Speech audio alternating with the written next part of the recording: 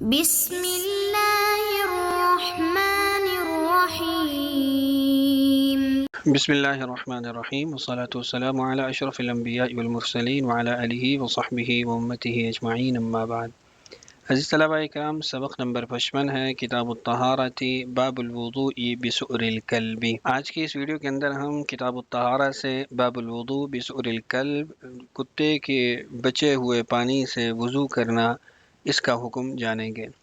سبق کے موضوعات آپ کے سامنے اسکرین پر موجود ہیں۔ حسب سابق انہی موضوعات سے متعلق انشاءاللہ بات ہوگی، اور گزشتہ سبق کا خلاصہ بھی آپ کے سامنے اسکرین پر موجود ہے، آپ اس کو نوٹ کر سکتے ہیں۔ ہم باب الوضوء بسؤر الکلب کو باقاعدہ طور پہ شروع کرتے ہیں۔ وبه قال حدثنا احمد بن يونس قال حدثنا الزائدة في حديث هشام عن محمد عن ابي هريرة رضي الله عنه عن النبي صلى الله عليه وسلم قال طهور إناء أحدكم إذا ولغ فيه الكلب أن يغسل 7 مرار أولهن بالتراب۔ ابو ہریرہ رضی اللہ عنہ رسول اکرم صلی اللہ علیہ وسلم کا ارشاد نقل فرماتے ہیں کہ تم میں سے کسی آدمی کے برتن کی پاکی اس وقت جب اس میں کتا منہ مارے وہ یہ ہے کہ 7 مرتبہ اس کو دھویا جائے، پہلی مرتبہ اس کو مٹی سے دھویا جائے۔ امام ابو داؤد فرماتے ہیں وَكَذَلِكَ قَالَ ایوب وحبیب بن الشہید عن محمد، فرماتے ہیں کہ اسی طرح ایوب نے اور حبیب بن شہید نے محمد بن سیرین سے نقل کیا ہے، یعنی جیسے ہشام نے نقل کیا محمد بن سیرین سے، ایسے ہی ایوب اور حبیب بن شہید نے بھی نقل کیا۔ تفصیلی طور پہ جو سندی بحث اور بات ہے انشاءاللہ آخر کے اندر آپ کے سامنے اسکرین پر رکھ دیں گے، اور اس میں اس چیز کی وضاحت آ جائے گی کہ محمد بن سیرین کے جو آگے شاگرد ہیں وہ کون کون ہیں اور ان کے روایت نقل کرنے میں کیا کیا اختلافات ہیں۔ جہاں تک ایوب کی روایت ہے تو اس کے بعد والی آپ دیکھیں گے وہ روایت ایوب سے ہی منقول ہے، لیکن مرفوع روایت وہ نہیں ہے۔ اس حدیث کی تخریج دیکھیے امام مسلم نے بھی کی ہے، ترمذی میں بھی ہے، نسائی میں بھی ہے، اور دیگر بھی نیچے کتب کرام موجود ہیں۔ دوسری حدیث ہے وبه قال حدثنا مسدد قال حدثنا المعتمر بن سلیمان تحویل وبه قال حدثنا محمد بن عبید قال حدثنا حماد بن زید جميعا عن ایوب عن محمد عن ابی ہریرہ رضی اللہ عنہ بمعناه ولم يرفعه وزاد وإذا ولغ الهر غسل مرة۔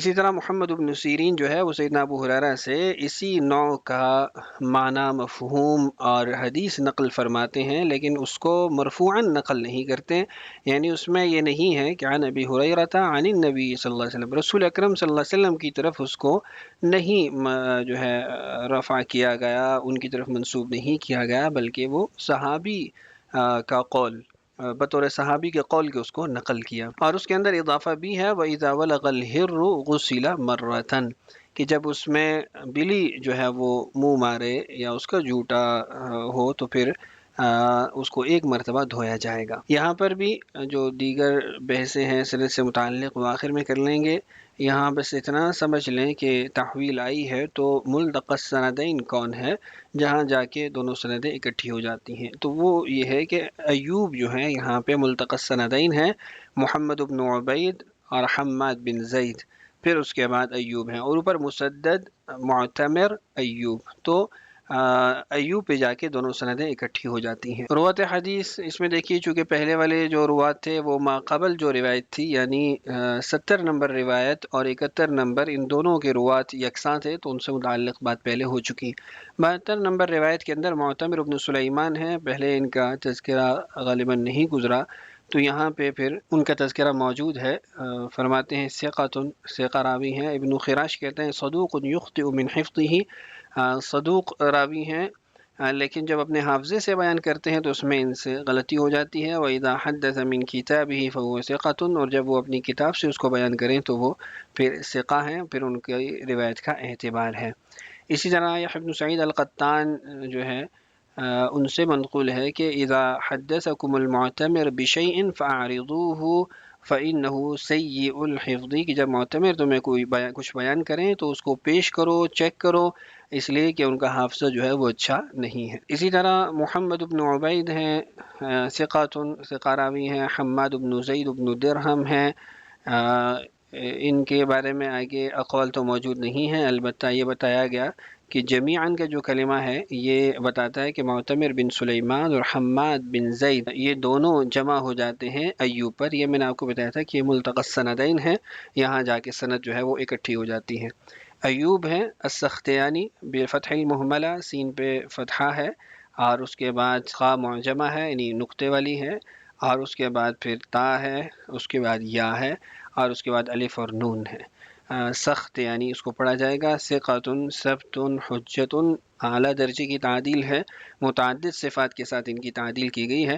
من کبار الفقہاء العباد، بڑے درجے کے فقیہ اور بڑے درجے کے عبادت گزار تھے۔ انس بن مالک رضی اللہ عنہ کی رؤیت ان کو حاصل ہے۔ محمد بن سیرین ہے، پہلے ان کا تذکرہ گزر چکا۔ عن ابی ہریرہ بمعناہ، سیدنا ابو ہریرہ سے نقل ہے، روایت وہ کرتے ہیں لیکن معنن نقل کرتے ہیں، پورے یہی الفاظ نہیں ہیں۔ اس کے بعد حدیث نمبر 74 دیکھیے، وبه قال حدثنا موسى بن اسماعیل قال حدثنا ابان العطار قال حدثنا قتادة ان محمد بن سیرین حدثه عن ابی هريرة رضی اللہ عنہ ان نبی اللہ صلی اللہ علیہ وسلم قال اذا ولغ الكلب في الاناء فاغسلوه 7 مرار السابعة بالتراب۔ محمد بن سیرین کہتے ہیں کہ ان کو بیان کیا سیدنا ابو ہریرہ رضی اللہ عنہ نے کہ انہیں نبی اکرم صلی اللہ علیہ وسلم سے انہوں نے یہ سنا کہ جب کتا برتن میں منہ مارے تو اس کو 7 مرتبہ دھو، 7ویں مرتبہ مٹی سے اس کو دھو۔ قال ابو داود واما ابو صالح وابو رزین والاعرج وثابت الاحنف وهمام بن منبه وابو السدی عبد الرحمن رووه عن ابی ہریرہ لم يذكروا التراب۔ امام ابو داود فرماتے ہیں کہ ابو صالح، ابو رزین، اعرج، ثابت، حمام، ابو سدی، ان لوگوں نے بھی ابو ہریرہ رضی اللہ عنہ سے یہ حدیث نقل کی ہے، لیکن اس میں تراب کا لفظ نہیں ہے، یعنی السابعۃ بالتراب یہ الفاظ نہیں ہیں۔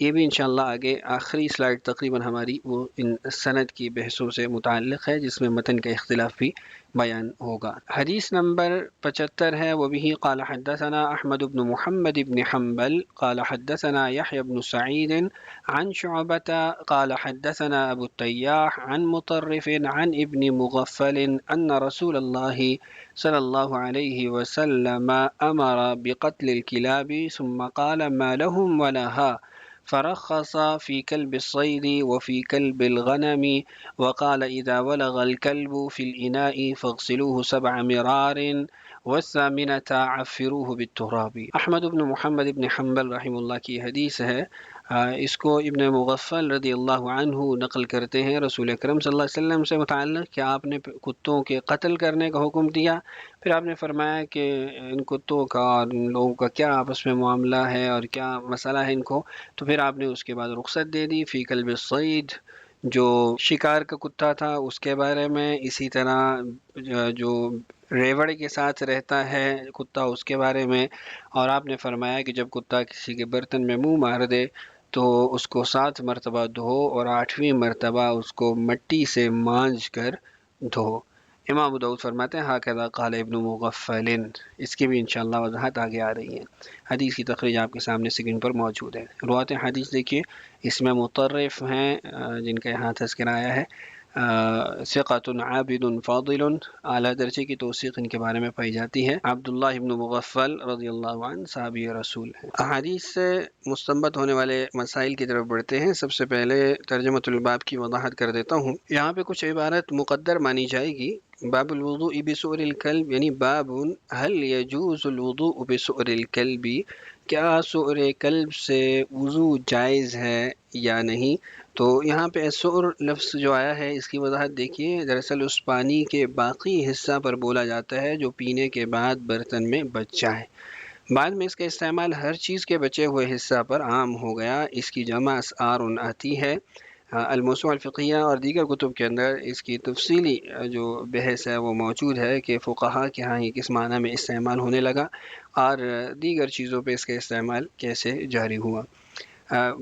اس باب کو مصنف نے یہاں کیوں ذکر کیا اور مصنف کن مسائل کی طرف بڑھ رہے ہیں؟ چونکہ سنن ابی داؤد جو ہے وہ فقہا کی کتاب ہے، اس کے اندر فقہی احادیث زیادہ ہیں، تو اس کی وضاحت دیکھیے، کتا چونکہ سبع درندہ صفت جانوروں میں سے ہے، اس لیے مصنف یہاں سے دراصل سورہ سبع درندہ جانوروں کے لعاب یا پسینہ وغیرہ سے متعلق مسئلہ بیان کرنا چاہتے ہیں، اور خاص طور پر کتے اور بلی کے لعاب سے متعلق روایات کو انہوں نے ذکر کیا۔ اگلے باب میں آپ دیکھیں گے باب الوضوء بسؤر الحرہ، وہ آ جائے گا آپ کے سامنے، اس کو انشاءاللہ وہاں پہ پھر ملاحظہ کر لیں گے۔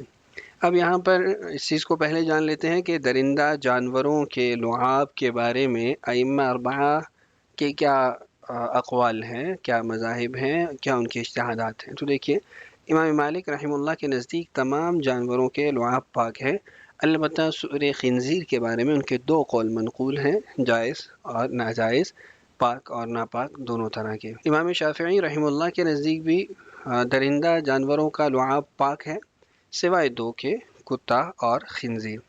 فقہائے حنفیہ کے نزدیک درندہ جانوروں کا لعاب مطلقاً ناپاک ہے، البتہ بلی کے لعاب کے سلسلے میں ایک خاص عذر کی بنا پر استثناء کیا گیا ہے، جس کی تفصیل انشاءاللہ آگے کے ابواب میں بیان ہوگی۔ اور فقہائے حنابلہ کے نزدیک اس بارے میں دو قول ہیں، بعض کے نزدیک سورہ سبع پاک ہے جبکہ بعض کے نزدیک ناپاک ہے۔ تو سورہ سبع کے حوالے سے تو آپ کے سامنے یہاں پہ مذاہب آگے۔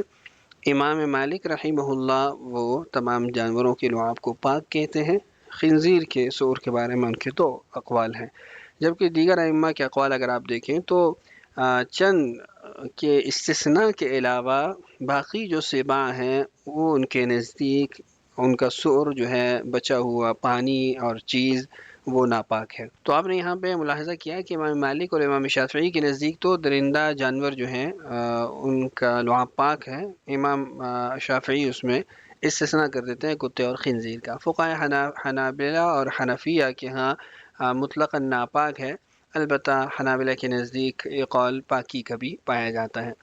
اب اس کے بعد سور کلب سے متعلق خاص طور پہ جو مذاہب ہیں ان کو ایک نظر دیکھیں، پھر انشاءاللہ دلائل کی طرف بڑھتے ہیں۔ کتے کا جو لعاب ہے وہ پاک ہے یا ناپاک ہے؟ تو جمہور ائمہ ثلاثہ احناف، شوافی اور حنابلہ کے نزدیک سور کلب ناپاک ہے، اس لیے اس سے وضو اور غسل جائز نہیں ہوگا، یعنی جو پانی اس نے استعمال کیا، اس نے اس میں منہ مارا، تو اب اس سے وضو اور غسل نہیں ہو سکتا۔ امام مالک کے نزدیک اس میں اختلاف ہے، ان کا مشہور قول یہ ہے کہ کتے سمیت تمام درندوں کا لعاب پاک ہے، اور ان کے نزدیک نجاست لعاب کا باب ہی نہیں ہے۔ مالکیہ کے چار اقوال ابن الماجشون رحمہ اللہ نے نقل کیے ہیں، اس میں پہلا قول مطلقاً ناپاک ہونے کا ہے جمہور کے موافق، دوسرا قول مطلقاً پاک ہونے کا ہے، تیسرا تفریق ہے کلب معزون اور غیر معزون کی، یعنی شکاری یا محافظ جو کتا ہے اس کا لعاب پاک ہے، اور غیر معزون کا یعنی جو اس کے علاوہ کتے ہیں ناپاک ہے۔ اسی طرح دیہاتی اور شہری کتے کے اعتبار سے تقسیم ہے، دیہاتی کتے کا لعاب ناپاک ہے اور شہری کتے کا لعاب پاک ہے۔ امام مالک کے بعض اقوال کے مطابق اگر دوسرا پانی نہ ملے تو اس سے وضو کیا جا سکتا ہے۔ تو ائمہ کے مذاہب آپ کے سامنے آ گئے، ائمہ ثلاثہ ایک طرف ہیں اور امام مالک ایک طرف ہیں۔ ان کے اقوال کو دلائل کی روشنی میں ملاحظہ کرتے ہیں۔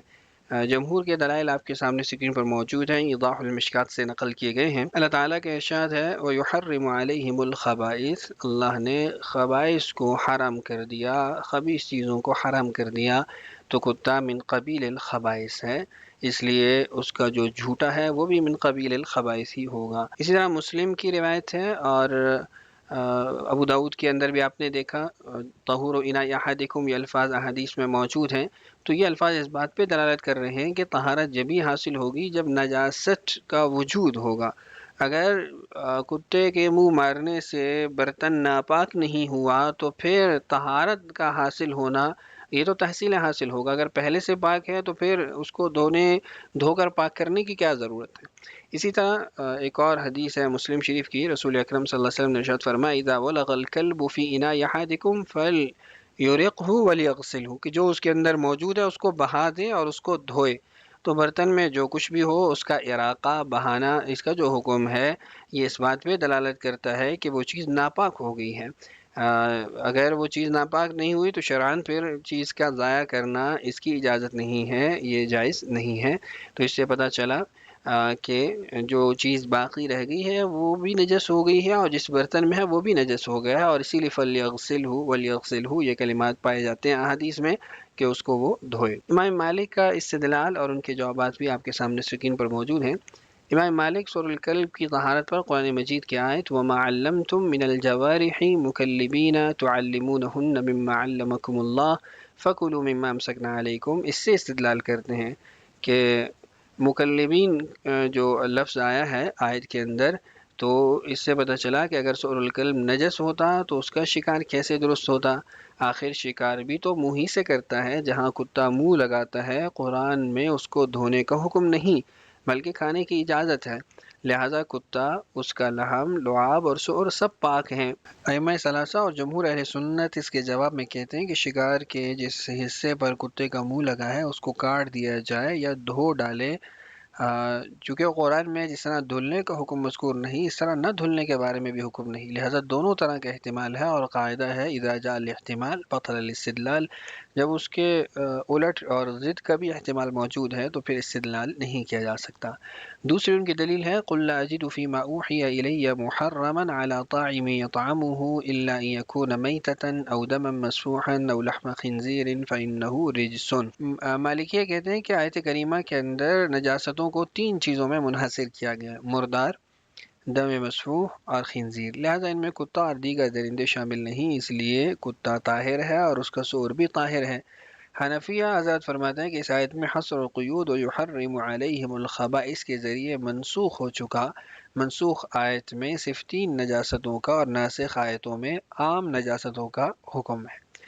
مالکیہ کی ایک دلیل جو ہے وہ یہ ہے کہ حدیث میں بعض ضرورتوں کے لیے کتا پالنے کی اجازت ہے۔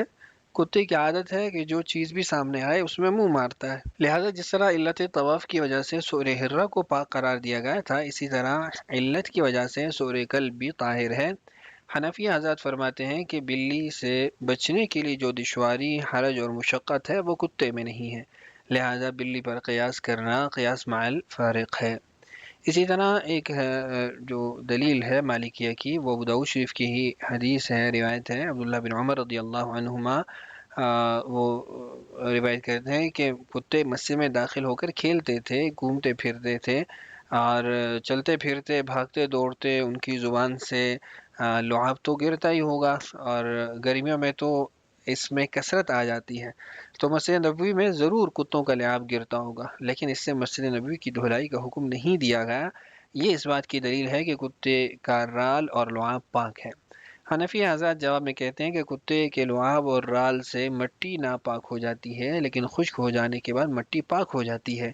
رسول اکرم صلی اللہ علیہ وسلم کے زمانے کے اندر تو مسجدیں کچی ہوتی تھیں، اس طرح کارپیٹ اور دیگر چیزیں تو نہیں تھیں جس سے کہا جائے کہ اس کی پاکی دھونے پر منحصر ہے۔ تو رسول اکرم صلی اللہ علیہ وسلم نے اس لیے مسجد کی دھلائی کا حکم نہیں دیا کہ مٹی جو ہے وہ خشک ہو کے پاک ہو جاتی ہے۔ اسی طرح ایک دلیل مالکیہ کی طرف سے ان الماء لا ينجسه شيء الا ما غلب على لونه او طعمه او ريحه، اس حدیث سے استدلال مالکیہ کرتے ہیں کہ تغیر احد الاوصاف سے پہلے پانی ناپاک نہیں ہوتا، اور سور الکلب سے پانی میں تغیر نہیں آتا تو سور کلب باعث نجاست نہیں بن سکتا۔ تو اس حدیث سے متعلق تو ہم قبل میں بھی بات کر چکے ہیں، اپنے ایک دو ویڈیوز پہلے تفصیلی طور پہ اس پہ حدیث بئر بضاعہ اور اس سے پہلے والی میں کلام سن چکے ہیں کہ اس حدیث کی ایک تو سند جو ہے وہ ٹھیک نہیں ہے، دارقطنی کی روایت ہے، اور خود جو سند موجود ہے جہاں اس کو مرفوعاً نقل کیا گیا تو اس میں ضعیف اور متروک الحدیث راوی ہے، اور جہاں اس کی سند صحیح ہے تو وہاں پر یہ منقطع اور موقوف ہے، نہ کہ مرفوع اور مسند حدیث ہے، تو بہرحال یہ حدیث بھی قابل استدلال نہیں ٹھہرتی۔ تو یہ مالکیہ کے جو استدلالات تھے اور ان کے جوابات آپ کے سامنے اسکرین پر آ چکے ہیں۔ ویڈیو کا دورانیہ بڑھ چکا ہے، اس سبق کا بقیہ حصہ انشاءاللہ آئندہ والی ویڈیوز میں آپ ملاحظہ کریں گے۔ اللہ تعالی ہم سب کا حامی و ناصر ہو۔ السلام علیکم ورحمۃ اللہ وبرکاتہ۔